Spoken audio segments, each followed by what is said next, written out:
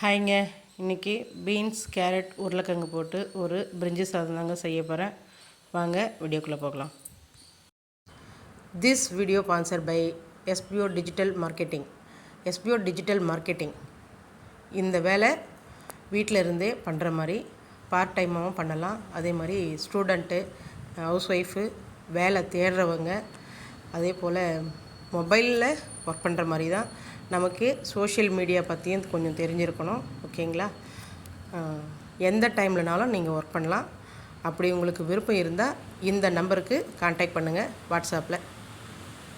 Skip பண்ணாதீங்க. பெரிய தப்பு. தினம் 300 ரூபாய் சம்பாதிக்க அரிய வாய்ப்பு. இன்ஸ்டாகிராம், ஃபேஸ்புக் பயன்படுத்த தெரிந்தால் போதும். Content post and content publishing மூலமா தினம் 300 ரூபாய் சம்பாதிக்கலாம். இந்த வேலை செய்ய 5 நிமிடம் போதும். Work training support, group communication support, all language customer live chat support, முக்கியமா சொந்தமா ஒரு பிசினஸ் ஸ்டார்ட் பண்ற அளவுக்கு உங்களால கற்றுக்கொள்ளவும் முடியும், சம்பாதிக்கவும் முடியும். இந்த வேலை வாய்ப்பு வழங்குவது 5 வருடத்திற்கு மேல ரன் ஆகிட்டு இருக்க நம்ம தமிழ்நாட்டு company school of business organisation private limited. மேலும் விவரங்களுக்கு டிஸ்கிரிப்ஷன்ல கொடுத்திருக்க நம்பருக்கு வாட்ஸ்அப் பண்ணுங்க. ஹாய்ங்க. இன்றைக்கி எனக்கு தெரிஞ்ச ஸ்டைலில் செய்ய போகிறேன். பிரிஞ்சி சாதம் தான் பண்ண போகிறேன். ஓகேங்களா? ஒரு பெரிய சைஸில் 2 வெங்காயம் வெட்டி வச்சுருக்கேன், 4 பச்சை மிளகா கீரி வச்சுருக்கேன், மீடியம் சைஸில் ஒரு 3 தக்காளி கட் பண்ணி வச்சுருக்கேன். இன்னும் ஃபுல்லாக கட் பண்ணல. ஓகேங்களா? அடுத்து பீன்ஸ், கேரட், உருளைக்கிழங்கு இதெல்லாம் கட் பண்ணியாச்சு. ஓகேங்களா? பட்டாணி ஊற வைக்கல. முடிஞ்சால் இருந்தால் பட்டாணி போடுங்க, இல்லைன்னா பச்சை பட்டாணி கூட வாங்கி போடுறதாலும் போடுங்க. நான் ஊற வைக்கல, அதனால் இதை மட்டும்தான் போடுறேங்க. அதுக்கடுத்து பாஸ்மதி அரிசி தாங்க ஊற வச்சுருக்கேன். நல்லா 3 தடவை கழுவி நல்லா ஊற வச்சாச்சு. அதுக்கப்புறமா லாஸ்ட்டாக தண்ணி மட்டும் வடித்து தாளித்து ஊற்றி வேண்டியதாங்க. இப்போ அதுக்கடுத்து நம்ம தாளிக்கிறதுக்கு தேவையானதெல்லாம் ரெடி பண்ணிக்கலாங்க. ஓகேங்க.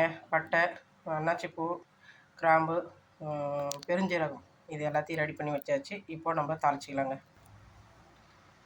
எண்ணெய் தேவையான அளவுக்கு ஊற்றியாச்சு. இப்போ நம்ம எடுத்து இதெல்லாம் போட்டுடலாங்க. பொரிஞ்சிருச்சுங்க. அடுத்து இந்த ஸ்டேஜில் கீரி வச்ச பச்சை மிளகா போட்டுருங்க.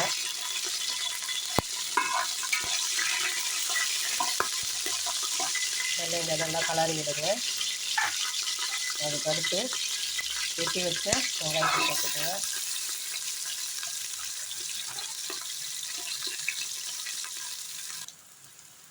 ஓகேங்க. வெங்காயம் வதங்கிடுச்சு. இப்போ நம்ம தக்காளி சேர்த்துக்கலாங்க. இப்போ கொஞ்சம் போல் கல்லுப்பு சேர்த்துக்கலாங்க. ஏன்னா காய்ங்கெல்லாம் சீக்கிரமாக வதங்கணும்னா கொஞ்சம் கல்லுப்பு சேர்த்துக்கோங்க, இல்லை சால்ட் இருந்தாலும் சால்ட்டு சேர்த்துக்கோங்க. அப்போ தான் சீக்கிரம் காய் வதங்கும். ஓகேங்களா? ஓகேங்க. தக்காளி நல்லா வதங்கிடுச்சு. இப்போ இந்த ஸ்டேஜில் இஞ்சி பூண்டு பேஸ்ட்டு சேர்த்துக்கலாங்க. அது நல்லா எண்ணெயிலேயே வாசனை போகிற அளவுக்கு வதக்குங்க.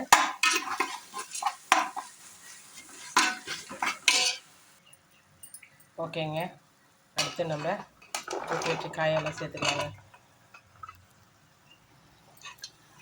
நல்லா எண்ணெயில் கிளறி விடுங்க. நல்லா ஒரு எண்ணெயிலே கொஞ்ச நேரம் ஒரு 2 நிமிஷத்துக்கு வேக விடுங்க. அதுக்கு அடுத்து நம்ம மசாலா சேர்த்து அதுக்கப்புறமா நம்ம அரிசியும் போட்டுக்கலாங்க. ஓகேங்க. காயெல்லாம் நல்லா வதங்கிடுச்சு. இப்போது கொஞ்சம் போல் மஞ்சள் பொடி போட்டுக்கலாம். அடுத்து கொஞ்சம் போல் வெறும் சில்லி பவுடர் தாங்க. ஓகேங்களா? ஏன்னா நம்ம பச்சை மிளகாய் போட்டிருக்கோம், அதெல்லாம் ரொம்ப போடணும்னு அவசியம் இல்லை. அப்படி போட்டாலும் அது கொஞ்சம் காரம் அதிகமாக உரைக்காது. அதனால கொஞ்சம் லைட்டாக சில்லி பவுடர். அதுக்கடுத்து லைட்டாக கொஞ்சம் பெருங்காயப்பொடி போட்டுக்கலாங்க. நல்லா எண்ணெயிலே கலரி விடுங்க. அதுக்கடுத்து நம்ம அரிசி எடுத்து கலந்துக்கலாங்க.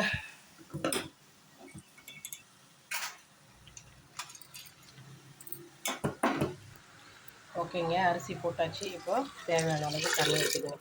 அரிசி எவ்வளோ போட்டு தேவையான அளவுக்கு தண்ணி ஊற்றியாச்சுங்க. அடுத்தது கொத்தமல்லி போட்டுருங்க.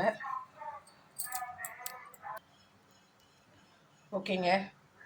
எல்லாம் கரெக்டாக போட்டாச்சு. அடுத்து கடைசியாக கொஞ்சம் இந்த பாதி லெமன் மட்டும் பிசைஞ்சு விட்டுறலாங்க. ஏன்னா நம்ம பாஸ்மதி ரைஸ் போட்டிருக்கோம், அதனால கொஞ்சம் லெமன் சாறு விட்டாகணும். ஓகேங்களா? ஓகேங்க. அரிசி அளவு பார்த்தீங்கன்னாக்கா இதில் வந்து 3 டம்ளர் போட்டோம்னு வச்சிங்களேன், 6 டம்ளர் ஊற்றுவோங்களா நம்ம. இப்போ 2 டம்ளர் போட்டோம்னா 5 டம்ளர் ஊற்றும், ஓகேங்களா. இப்போ அதுலேயே நம்ம குறைச்சிக்கிட்டு 4 டம்ளர் தண்ணி, ஓகேங்களா. இப்போ 5 டம்ளர் ஊற்ற வேண்டிய இடத்துல 4 டம்ளர் தண்ணி ஊற்றி வச்சுட்டு இது பண்ணுங்கள், ஓகேங்களா. இதுதாங்க அளவு, ஓகேங்க. இது வந்து இப்போ இந்த ஸ்டேஜில் மூடக்கூடாதுங்க, நல்லா கொஞ்சம் கொதி வரட்டுன்னு அதுக்கப்புறமா தாங்க மூடணும், ஓகேங்களா. அதை கடைசியாக பார்ப்போங்க. ஓகேங்க, கரெக்டான ஸ்டேஜுக்கு வந்தாச்சு. இப்போ நம்ம வந்து தட்டு போட்டு மூடிடலாங்க. ஏன்னா இந்த ஸ்டேஜில் வந்து மூடினோம்னா தான் நமக்கு நல்லா பிரியாணி கொஞ்சம் நல்லா டேஸ்ட்டாக இருக்குங்க, ஓகேங்களா. என்னோடய ஸ்டைலில் செஞ்சுருக்கேன், நீங்களே ட்ரை பண்ணி பாருங்கள். ட்ரை பண்ணி பார்த்துட்டு எப்படி இருக்குன்னு கமெண்ட் பண்ணுங்கள். என்னோடய வீடியோ பிடிச்சிருந்தா லைக் பண்ணுங்கள், ஷேர் பண்ணுங்கள், மறக்காமல் என்னோடய சேனலை சப்ஸ்கிரைப் பண்ணுங்கள், மறக்காமல் பெல் ஐக்கானும் தட்டுங்க, ஓகேங்களா. பிரியாணி எப்படி வந்ததுன்னு ஃபோட்டோவில் பாருங்கள். ஓகே ஃப்ரெண்ட்ஸ், நெக்ஸ்ட் வீடியோவில் பார்ப்போம். பாய்.